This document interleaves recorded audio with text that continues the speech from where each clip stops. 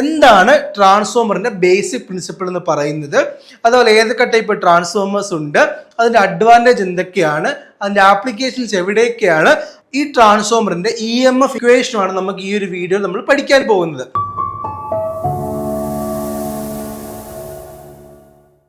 Hi all, welcome to CC. എൻ്റെ പേര് കൈലാസ്. ഞാൻ ഇന്ന് വന്നിരിക്കുന്നത് KCB electricity work notification already വന്നു കഴിഞ്ഞു. ജൂൺ 3 വരെയാണ് ലാസ്റ്റ് ഡേറ്റ് എന്ന് പറയുന്നത്.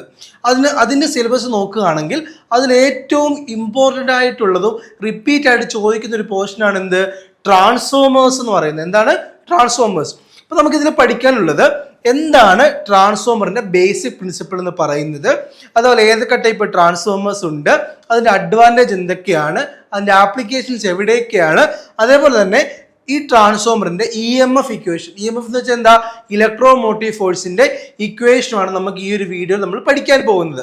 അപ്പൊ നമ്മൾ നോക്കുകയാണെങ്കിൽ ട്രാൻസ്ഫോമർ എന്ന് വെച്ചാൽ എന്താ, നമ്മുടെ വീടിനടുത്തൊക്കെ നമ്മൾ കണ്ടിട്ടില്ലേ, സംഭവം എന്താ, വോൾട്ടേജിനെ കൂട്ടാനോ കുറയ്ക്കാനോ വേണ്ടി ഉപയോഗിക്കുന്ന ഡിവൈസ് ആണ് എന്ത്, ട്രാൻസ്ഫോമർ എന്ന് പറയുന്നത്. അത് വെറുതെ അങ്ങ് കുറയ്ക്കുകയോ കൂട്ടുകയോ ചെയ്യുവല്ല. നമുക്ക് നോക്കാം. ട്രാൻസ്ഫോമർ എന്ന് പറയുന്നത് ഒരു സ്റ്റാറ്റിക് ഇലക്ട്രിക്കൽ ഡിവൈസ് ആണ്. Okay, used to transfer electrical energy from one circuit to another through electromagnetic induction without changing the frequency. നമുക്കറിയാം AC-യുടെ ഫ്രീക്വൻസി എത്ര നമ്മൾ വീട്ടിലേക്ക് ഉപയോഗിക്കുന്നത്, 50 ഹെർട്സ് അല്ലേ, 50 ഹെർട്സ് അല്ലേ. ഈ ഫ്രീക്വൻസി മാറാതെ എന്താണ്, ആ ഇലക്ട്രിക്കൽ എനർജി ഒരു സർക്യൂട്ടിൽ നിന്നും വേറൊരു സർക്യൂട്ടിലേക്ക് ഇലക്ട്രോമാഗ്നറ്റിക് ഇൻഡക്ഷൻ വഴി എന്ത് ചെയ്യുന്നു, ട്രാൻസ്ഫർ ചെയ്യുന്നൊരു സ്റ്റാറ്റിക് ഇലക്ട്രിക്കൽ ഡിവൈസ് ആണ് എന്ത്, ട്രാൻസ്ഫോമർ എന്ന് പറയുന്നത്. അപ്പോൾ നമുക്ക് മെയിനായിട്ട് ഇവിടെ ഓർത്തിരിക്കേണ്ട കാര്യങ്ങൾ എന്തൊക്കെയാ, ട്രാൻസ്ഫോമർ എന്ന് പറയുന്നത് ഒരു സ്റ്റാറ്റിക് ഇലക്ട്രിക്കൽ ഡിവൈസ് ആണ്. അത് എന്ത് വഴിയാണ് ആ ഇലക്ട്രിക്കൽ എനർജിയെ ട്രാൻസ്ഫർ ചെയ്യുന്നത്, ഇലക്ട്രോമാഗ്നറ്റിക് ഇൻഡക്ഷൻ വഴിയാണ്. അത് മാത്രമല്ല അവിടെ എന്ത് മാറുന്നില്ല, ഫ്രീക്വൻസി മാറുന്നില്ല. അപ്പൊ നമുക്ക് നോക്കാം, ഈ ഇലക്ട്രോമാഗ്നറ്റിക് ഇൻഡക്ഷൻ എന്ന് വെച്ചാൽ എന്താ നമുക്ക് നോക്കിയാലോ. സംഭവം എന്ന് വെച്ചാൽ ഒരു കണ്ടക്ടറിനകത്തൂടെ കറണ്ട് പാസ് ചെയ്യുന്ന സമയത്ത് അവിടെ എന്തുണ്ടാവുന്നുണ്ട്, അതിന് ചുറ്റും ഒരു മാഗ്നറ്റിക് ഫീൽഡ് ഉണ്ടാവുന്നില്ലേ.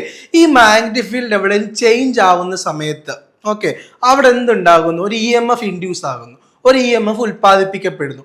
അതിനാണ് എന്ത്, ഇലക്ട്രോമാഗ്നറ്റിക് ഇൻഡക്ഷൻ എന്ന് പറയുന്നത്. ഓക്കെ, ഇനി നമുക്ക് നോക്കാം.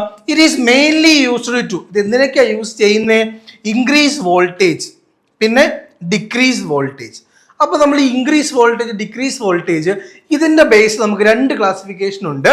ഇൻക്രീസിങ് വോൾട്ടേജ് ആണെങ്കിൽ നമ്മൾ അതിനെ സ്റ്റെപ്പ് അപ്പ് ട്രാൻസ്ഫോമർ എന്നും, ഡിക്രീസിങ് വോൾട്ടേജ് ആണെങ്കിൽ നമ്മൾ എന്ത് വിളിക്കുന്നു, സ്റ്റെപ്പ് ഡൗൺ ട്രാൻസ്ഫോമർ എന്ന് വിളിക്കുന്നു. അപ്പോൾ എന്താണ്, വോൾട്ടേജ് അപ്പ് ചെയ്യുകയാണെങ്കിൽ സ്റ്റെപ്പ് അപ്പ് ട്രാൻസ്ഫോമർ എന്നും, വോൾട്ടേജ് ഡൗൺ ചെയ്യുകയാണെങ്കിൽ അതിനെ എന്ത് വിളിക്കുന്നു, സ്റ്റെപ്പ് ഡൗൺ ട്രാൻസ്ഫോമർ എന്ന് വിളിക്കുന്നു. അപ്പോൾ നമുക്ക് ഇവിടെ എന്തൊക്കെയുണ്ട്, ട്രാൻസ്ഫോമർ എന്ന് വെച്ചാൽ ഒരു സ്റ്റാറ്റിക് ഇലക്ട്രിക്കൽ ഡിവൈസ് ആണ്. അവിടെ എന്താ സംഭവിക്കുന്നത്, ഇലക്ട്രോമാഗ്നറ്റിക് ഇൻഡക്ഷൻ വഴി ഒരു സർക്യൂട്ടിൽ നിന്ന് അടുത്ത സർക്യൂട്ടിലേക്ക് എന്ത് പോകുന്നു, ഇലക്ട്രിക്കൽ എനർജി ട്രാൻസ്ഫർ ആകുന്നു.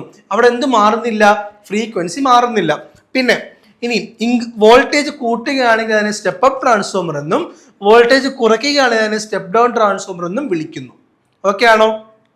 ഇനി നമുക്ക് നോക്കാം. നോക്കിയേ, basic construction of A transformer. ഇപ്പോൾ ട്രാൻസ്ഫോമറിൽ എന്തൊക്കെയുണ്ട്, ബേസിക് ആയിട്ട് എന്തൊക്കെയുണ്ടെന്ന് നോക്കാം.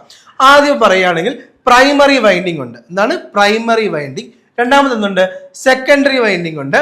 മൂന്നാമതായിട്ട് എന്താ ഉള്ളത്, ഒരു മാഗ്നറ്റിക് കോർ ഉണ്ട്, ഒരു കാന്തികതയുള്ള ഒരു കോർ ഉണ്ട്. ഓക്കെ, അപ്പൊ നമുക്ക് നോക്കാം.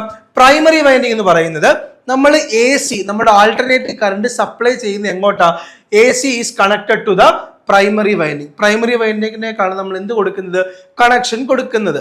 ഇനി ഈ സെക്കൻഡറി വൈൻഡിങ്ങിന്റെ ആവശ്യകത എന്താ, കണക്റ്റഡ് ടു ലോഡ് എന്ന് വെച്ചാൽ നമുക്ക് ഔട്ട്പുട്ട് കിട്ടുന്നത് എവിടുന്ന, സെക്കൻഡറി വൈൻഡിങ്ങിനാണ് നമുക്ക് കിട്ടുന്നത്. ഓക്കെ, ഇൻപുട്ട് കൊടുക്കുന്നത് പ്രൈമറി വൈൻഡിങ് ആണെങ്കിൽ നമുക്ക് ഔട്ട്പുട്ട് കിട്ടുന്നത് എവിടെയാ, സെക്കൻഡറി വൈൻഡിങ്ങിലാണ്. ഇനി കോർ എന്താണെന്ന് നോക്കാം. Provides magnetic path for the flex. നമ്മൾ പറയുമ്പോൾ നോക്കിയാൽ നമ്മൾ പ്രൈമറി വൈൻഡിങ്ങിലേക്ക് നമ്മൾ എന്ത് കൊടുക്കുന്നു, കറണ്ട് കൊടുക്കുമ്പോൾ ഒരു മാഗ്നറ്റിക് ഫീൽഡ് ഉണ്ടാവുന്നില്ലേ.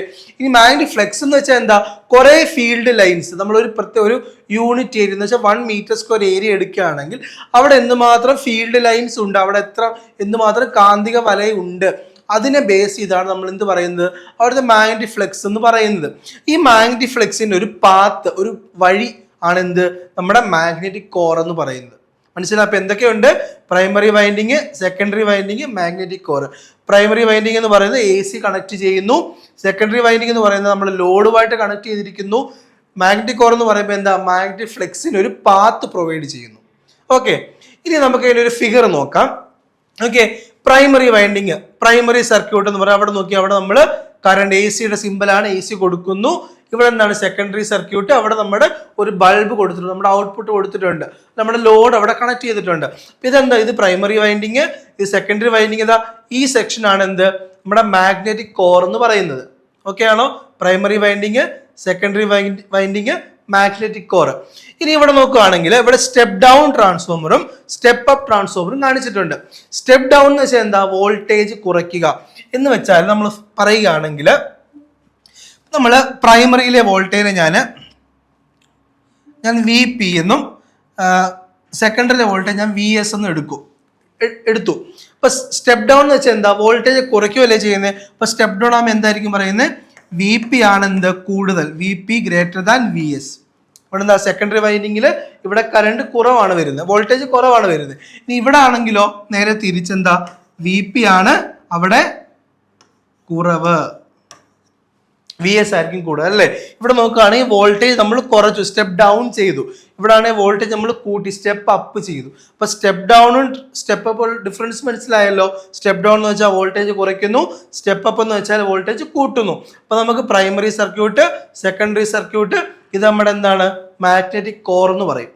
ഓക്കെ, ഇനി നമുക്ക് നോക്കാം ഒരു ട്രാൻസ്ഫോമറിന്റെ ബേസിക് പ്രിൻസിപ്പിൾ എന്ന് പറയുന്നത്. അപ്പൊ നിങ്ങൾ എവിടെ ചോദിച്ചാലും പറഞ്ഞോണം, ട്രാൻസ്ഫോമറിന്റെ ബേസിക് പ്രിൻസിപ്പിൾ എന്ന് പറയുന്നത് എന്തുവാ, മ്യൂച്വൽ ഇലക്ട്രോമാഗ്നറ്റിക് ഇൻഡക്ഷൻ ആണ്. എന്ത്, മ്യൂച്വൽ ഇലക്ട്രോമാഗ്നറ്റിക് ഇൻഡക്ഷൻ. ചിലർ പറയും മ്യൂച്വൽ ഇൻഡക്ഷൻ എന്ന് പറയും, അതല്ല. കൃത്യമായിട്ടുള്ള ആൻസർ എന്താണ്, മ്യൂച്വൽ ഇലക്ട്രോമാഗ്നറ്റിക് ഇൻഡക്ഷൻ. ഇപ്പൊ നമുക്ക് നോക്കാം, when alternating current flows through the primary winding എന്ന് വെച്ചാൽ പ്രൈമറി വൈൻഡിങ്ങിനകത്തൂടെ നമ്മൾ എ സി കൊടുക്കുന്ന സമയത്ത്, അതാണ് ഫസ്റ്റ് എ സി നമ്മൾ എവിടെ കൊടുക്കുന്നു, പ്രൈമറി വൈൻഡിങ് കൊടുക്കുന്ന സമയത്ത് an alternating magnetic flux is produced in the core. അവിടെ ഇപ്പോൾ എന്ത് സംഭവിക്കും, നമ്മുടെ മാഗ്നറ്റിക് കോറിനകത്ത് ഒരു ആൾട്ടർനേറ്റിംഗ് എന്ന് വെച്ചാൽ എന്താ, ചേഞ്ച് ആയിക്കൊണ്ടേ ഇരിക്കുന്ന ഒരു മാഗ്നറ്റിക് ഫ്ലക്സ് ഉണ്ടാകുന്നു.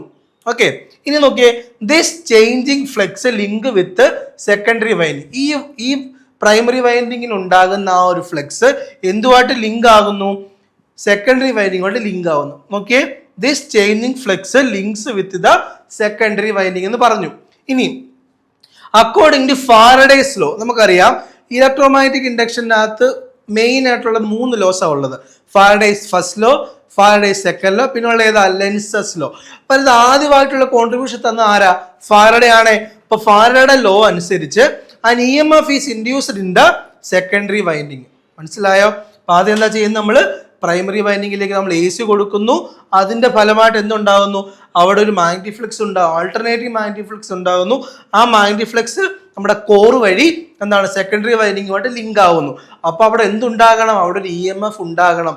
ആര് പറഞ്ഞതനുസരിച്ച്, ഫാരഡേ പറഞ്ഞതനുസരിച്ച് അവിടെ ഒരു സെക്കൻഡറി വൈൻഡിങ് ഒരു EMF ഉണ്ടാകണം. ഇതാണ് എന്ത്, ബേസിക് പ്രിൻസിപ്പിൾ എന്ന് പറയുന്നത്. ഇനി ഫാരഡേ എന്താ പറഞ്ഞാൽ നോക്കാം. Whenever the magnetic flux linking A conductor changes an EMF is induced in the conductor. എന്ന് വെച്ചാൽ എപ്പോഴൊക്കെയാണ് ഒരു കണ്ടക്ടറുമായി ബന്ധപ്പെട്ട മാഗ്നറ്റിക് ഫ്ലക്സ് ചേഞ്ച് ആകുന്നത്, അപ്പോഴൊക്കെ അവിടെ എന്തുണ്ടാകുന്നു, ഒരു EMF ഉണ്ടാകുന്നു. അപ്പൊ നോക്കിയേ, നമ്മൾ പ്രൈമറി വൈൻഡിങ് നമ്മൾ എന്ത് കൊടുത്തു, കറണ്ട് കൊടുത്തു.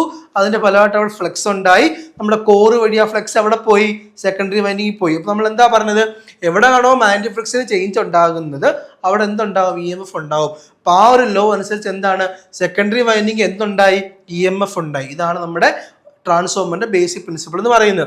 Okay, thus electrical energy is transferred from primary to secondary. അപ്പൊ ഇങ്ങനെ എന്ത് സംഭവിക്കും അവിടെ ചെയ്യുന്നത്, ഇലക്ട്രിക്കൽ എനർജി എവിടെ പോയി, സെക്കൻഡറിയിലേക്ക് പോയി. എവിടുന്ന്, പ്രൈമറിന്ന്. അപ്പൊ നോക്കിയാൽ നമ്മൾ ഒരു ജസ്റ്റ് ഒരു എക്സ്പ്ലനേഷൻ ഡയഗ്രാം കൊടുത്തിട്ടുണ്ട്. ഇവിടെ നമ്മൾ എ സി കൊടുക്കുന്നുണ്ട്. അപ്പൊ ജസ്റ്റ് നോക്കി, ഈ റെഡ് കളറിൽ കാണിച്ചിരിക്കുന്നത് എന്തുവാ, അവിടുത്തെ ആൾട്ടർനേറ്റീവ് മാഗ്നറ്റിക് ഫ്ലക്സാ. ഈ മാഗ്നറ്റിക് ഫ്ലക്സ് പ്രൈമറി മാത്രമേ ഉണ്ടാകുന്നുള്ളൂ, പക്ഷെ അത് എന്തുമായിട്ട് ലിങ്ക് ആവുന്നുണ്ട്, സെക്കൻഡറിയായിട്ട് ലിങ്ക് ആവുന്നതിന് അതിന്റെ ഫലമായിട്ട് അവിടെ നോക്കിയേ, ലാമ്പ് ബി കണ്ടോ, സെക്കൻഡറിയിൽ ഉണ്ടായിരിക്കുന്ന ആ ഒരു ബൾബ് കത്തുന്നുണ്ട്. അപ്പൊ നമ്മൾ എവിടെ കറണ്ട് കൊടുത്തത്, പ്രൈമറി വൈൻഡിങ് കൊടുത്തു. നമുക്ക് എവിടെ ഔട്ട്പുട്ട് കിട്ടുന്നത്, സെക്കൻഡറി വൈൻഡിങ് കിട്ടുന്നു. അപ്പൊ നിങ്ങൾ ഓർത്തോളുക, ട്രാൻസ്ഫോമറിന്റെ ബേസിക് പ്രിൻസിപ്പിൾ എന്ന് പറഞ്ഞാൽ എന്താണ്, മ്യൂച്വൽ ഇലക്ട്രോമാഗ്നറ്റിക് ഇൻഡക്ഷൻ ആണ്. ഇനി നമുക്കൊരു ട്രാൻസ്ഫോമറിന്റെ വർക്കിംഗ് നോക്കാം. ഇപ്പൊ പറഞ്ഞ കാര്യം തന്നെയാണ് പിന്നെ നമ്മൾ എക്സ്പ്ലെയിൻ ചെയ്ത് പറയാൻ പോകുന്നത്. A C supply is given to the primary winding. നമ്മൾ എന്താ ചെയ്യുന്നത്? നമ്മൾ ആൾട്ടർനേറ്റിംഗ് കറണ്ടിന്റെ സപ്ലൈ നമ്മൾ എവിടെ കൊടുക്കുന്നു? പ്രൈമറി വൈൻഡിങ്ങിൽ കൊടുക്കുന്നു. ഇനി alternating current produces alternating flux. എന്താണ് ആൾട്ടർനേറ്റിംഗ് കറണ്ട്? എന്തുണ്ടാക്കുന്നു? Alternating flux. ഈ ഓൾട്ടർനേറ്റിംഗ് എന്ന് വെച്ചാൽ എന്താ? ഇങ്ങനെ കണ്ടിന്യൂസ് ആയിട്ട് ചേഞ്ച് ആകുന്ന സാധനം. നമ്മുടെ കറണ്ട് അങ്ങനെ എ സി അങ്ങനല്ലേ? ഗ്രാഫ് വരച്ചാൽ എങ്ങനെ ഇരിക്കും? നമ്മൾ ഗ്രാഫ് വരച്ചാൽ എങ്ങനെയാണ്? എ സിയുടെ ഗ്രാഫ് എങ്ങനെയാ? എ സി ഗ്രാഫ് എന്ന് വെച്ചാൽ ഡയറക്ഷൻ ഇങ്ങനെ മാറിക്കൊണ്ടേയിരിക്കും. അത് ആൾട്ടർനേറ്റിംഗ് കറണ്ട് അല്ലേ? അപ്പൊ ഈ ആൾട്ടർനേറ്റിംഗ് കറണ്ടിന്റെ ഫ്ലക്സ് എന്തായിരിക്കും? ആൾട്ടർനേറ്റിംഗ് ഫ്ലക്സ് എപ്പോഴും മാറിക്കൊണ്ടിരിക്കുന്ന ഫ്ലക്സ് ആയിരിക്കും. Flux links both windings through the core. ഈ കോർ വഴി എന്താണ്? നമ്മുടെ ട്രാൻസ്ഫോമറിന്റെ കോർ വഴി നമ്മൾ പ്രൈമറി വൈൻഡിങ്ങും സെക്കൻഡറി വൈൻഡിങ്ങിലോട്ടുള്ള ആ ഒരു ഫ്ലെക്സിന്റെ ഒരു കണക്ഷൻ അവിടെ ഉണ്ടാകുന്നു കോർ വഴി. E M F is induced in the secondary winding. അതിന്റെ ഫലമായിട്ട് നമ്മുടെ ഫാരഡേ പറഞ്ഞ അനുസരിച്ച് അവിടെ എന്തുണ്ടാകുന്നു? ഇ എം എഫ് എവിടെ ഉണ്ടാകുന്നു? സെക്കൻഡറി വൈൻഡിങ്ങിൽ ഉണ്ടാകുന്നു. ഓക്കെ. ഇനി load connected to the secondary receives electrical power. നമ്മൾ പറഞ്ഞായിരുന്നു ഇൻപുട്ട് കൊടുക്കുന്നത് പ്രൈമറിയിലും നമ്മൾ ലോഡ് അല്ലെങ്കിൽ ഔട്ട്പുട്ട് എവിടെയാണ് കൊടുക്കുന്നത്?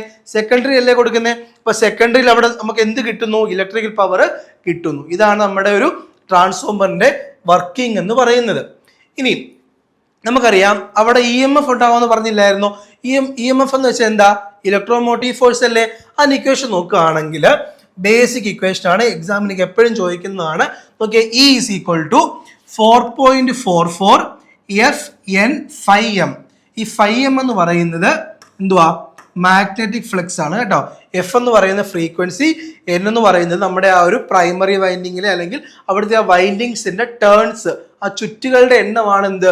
ക്യാപിറ്റൽ എൻ എന്ന് പറയുന്നത്. എഫ് എന്ന് വെച്ചാൽ ഫ്രീക്വൻസി ഹെഡ്സിലാണ്, എൻ എന്ന് വെച്ചാൽ നമ്പർ ഓഫ് ടേൺസ് ആണ്. φm എന്ന് പറഞ്ഞാൽ എന്താ?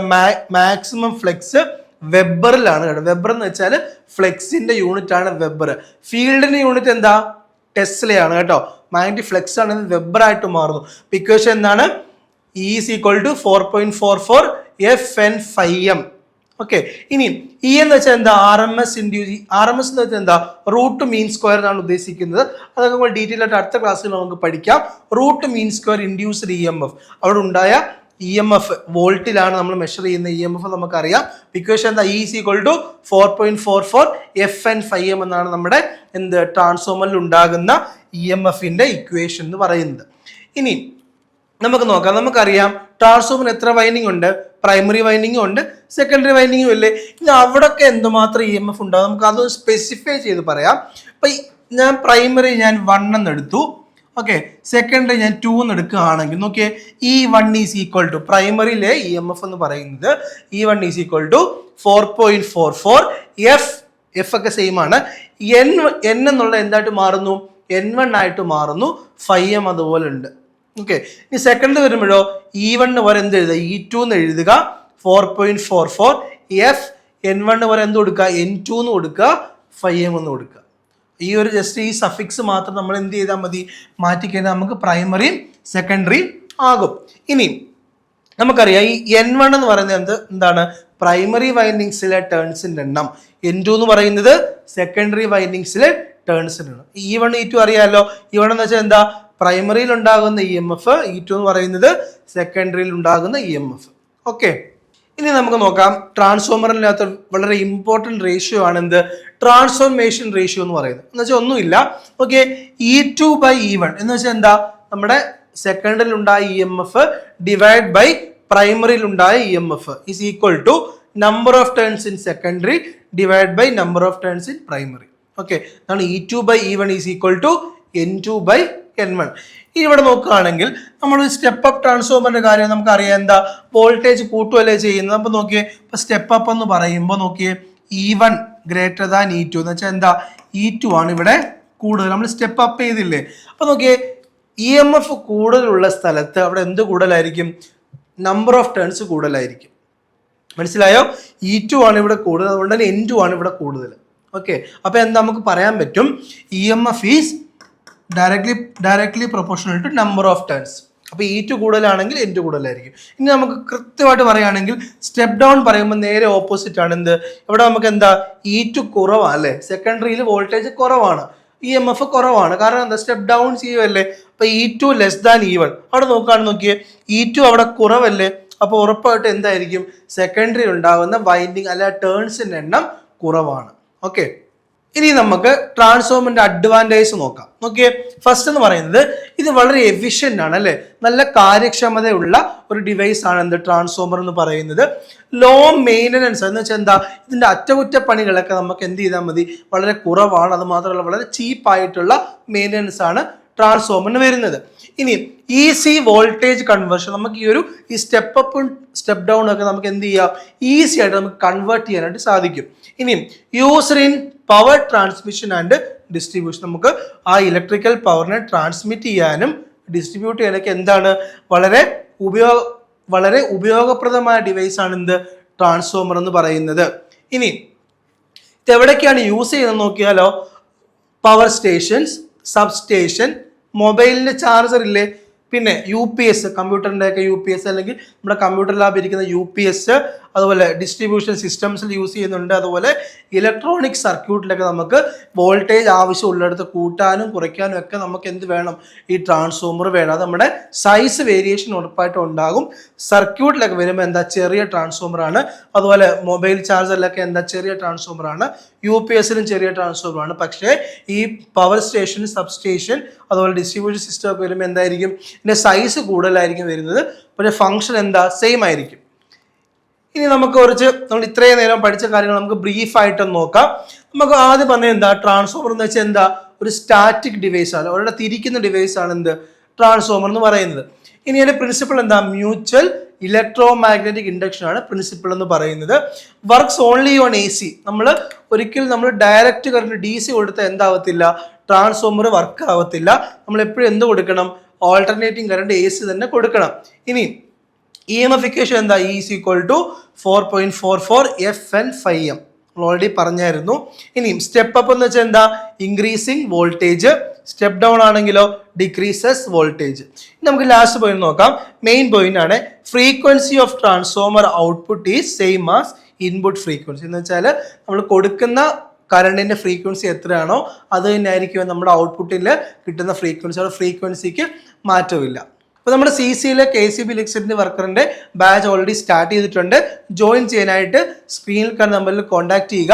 അതേപോലെ തന്നെ നിങ്ങൾ ഇതുവരെ CC ലേണിംഗ് ആപ്പ് ഡൗൺലോഡ് ചെയ്തില്ല എന്നുണ്ടെങ്കിൽ പ്ലേ സ്റ്റോറിലും ആപ്പ് സ്റ്റോറിലും അവൈലബിൾ ആയിട്ടുള്ള ആപ്പാണ്.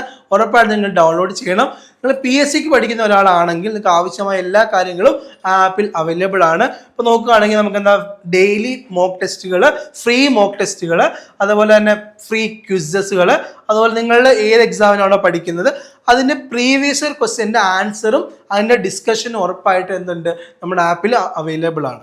താങ്ക്